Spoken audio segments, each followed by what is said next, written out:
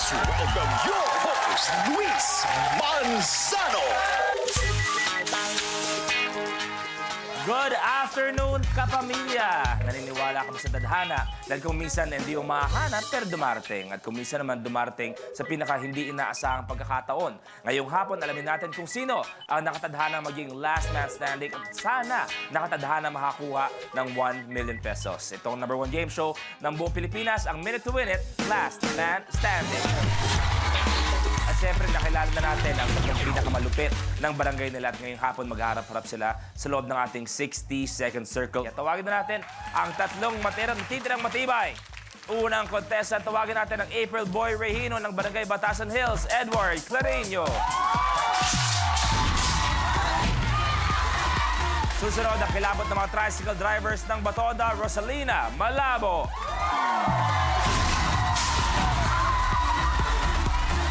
Susunod ang proud daughter ng isang Toda driver, Carla Bulaga.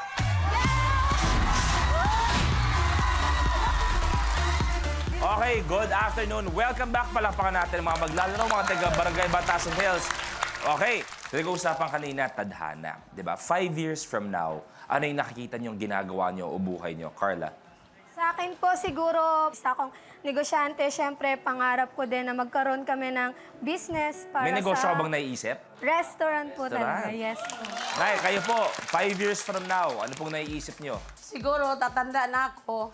Pero pinapangarap ko pa rin maraming laman ang rep ko pagkain.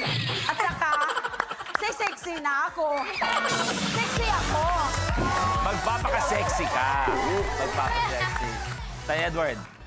Siguro, 5 years from now, palagay ko, napatapos ko na ng pag-aaral ng anak kong panganay. Yeah! Maganda, maganda. Good luck sa inyong tatlo. Eto na. Good luck. Memorable.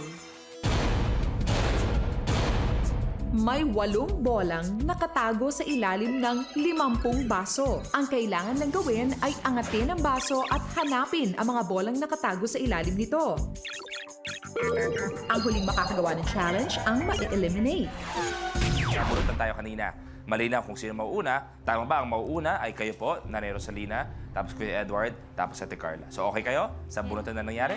Okay, good luck. The game begins in 3, 2, 1.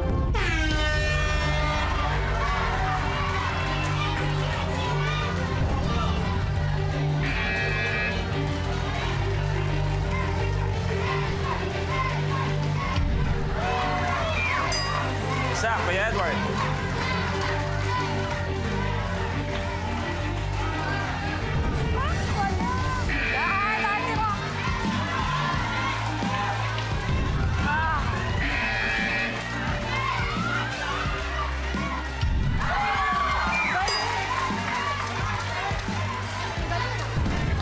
Isa na lang.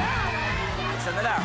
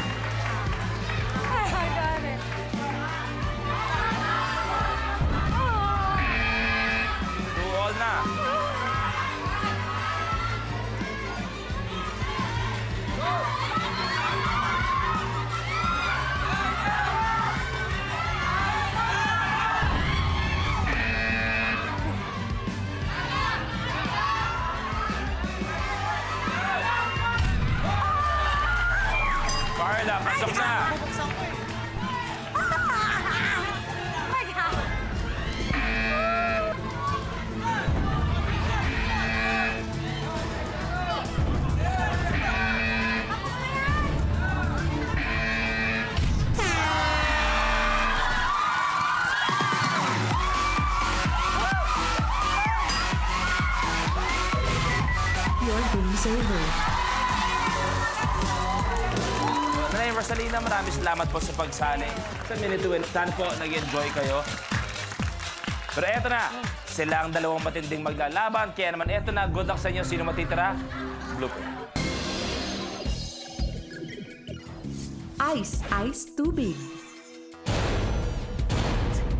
Gamit ang ice tubig, kailangan mapaangat ang ping-pong ball na nasa loob ng baso at dapat ito matanggal sa pamamagitan ng pagpukol gamit ang isa pang ping-pong ball.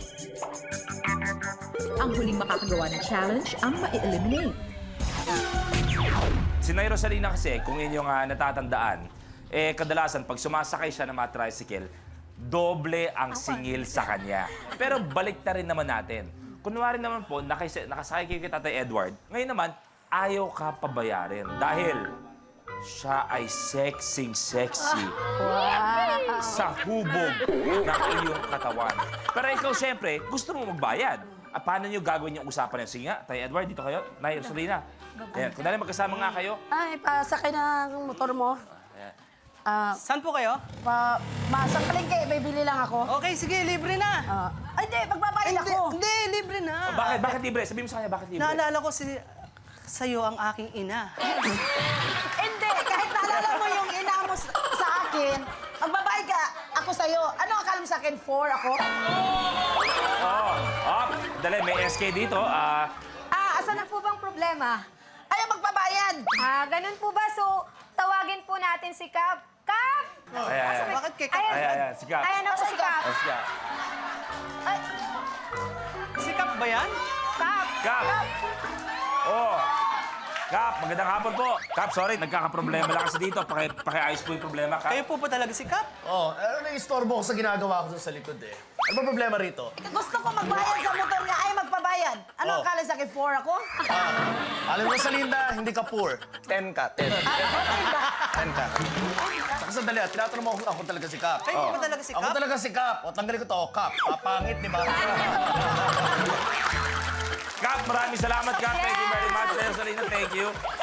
Pinaparelax lang namin kayo dahil eto na, matindi tong laban na to. Eto na, ito yung pinaghirapan nyo, okay? Kaya good luck sa inyong dalawa.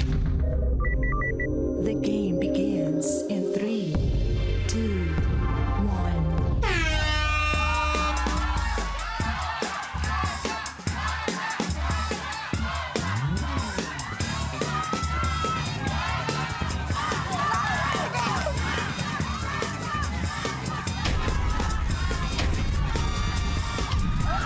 Wala.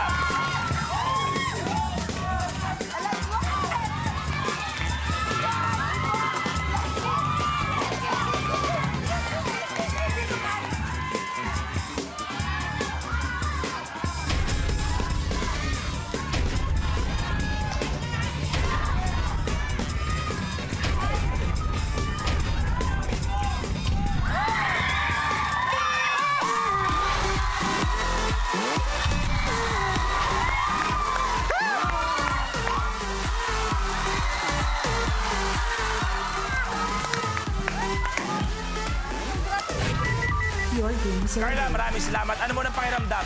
Proud naman ako kasi barangay naman namin. Yes! Tama. Ang ating ultimate last kapamilya standing ng Barangay Batasan na Hills, Kuya Edward Clarino. Anong pakiramdam, Kuya Edward? Super saya para nakikita ko na matutupad ko na yung pangarap ko sa anak ko. At matutupad yung pangarap dahil ngayon pa lang meron ka ng additional 10,000 pesos. Pwesto ko na sa winner's area. Maraming salamat sa iyo. Sa ating pagbabalik, sisimulan ng bakbakan naman nagbabalik na players at kung sino pang dadagdag na challenger for today. Lahat na yan sa pagbabalik ng Minute to Win It, Last Man Standing.